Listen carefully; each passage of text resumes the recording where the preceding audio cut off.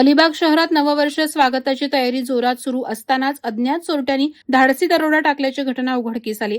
शहरातील Shyam wine shop या दुकानावर चोरट्यांनी धाड टाकून किमती विदेशी दारूच्या बाटल्या आणि सुमारे 60,000 अधिक रोख रक्कम लंपास केल्याचं समजतं. मिळालेल्या माहितीनुसार चोरट्यांनी दुकानाच्या लोखंडी ग्रिल आणि शटरवरील कुलूप तोडून आत प्रवेश केला. चोरीस गेलेल्या मालामध्ये जंगर मास्टर, व्हॅट 69, ब्लॅक डॉग सारख्या महागड्या विदेशी मद्याच्या बाटल्या तसंच रोख रक्कम यांचा समावेश आहे.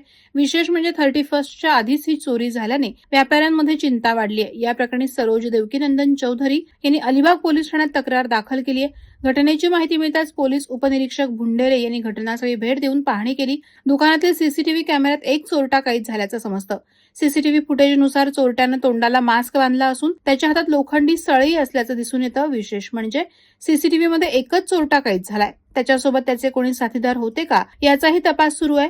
या चोरीच्या घटनेमुळे अलिबाग शहरातील व्यापाऱ्यांमध्ये भीतीचं वातावरण निर्माण झालंय.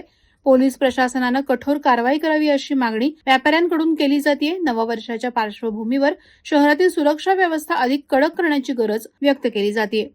वादळवारा लाईव्हसाठी धनंजय कवठेकर, अलिबाग. नवी मुंबई व रायगड जिल्ह्यातील ताज्या बातम्या आणि घडामोडींसाठी सबस्क्राईब करा वादळवारा लाईव्ह चॅनल आणि दाबा बेल आयकॉन.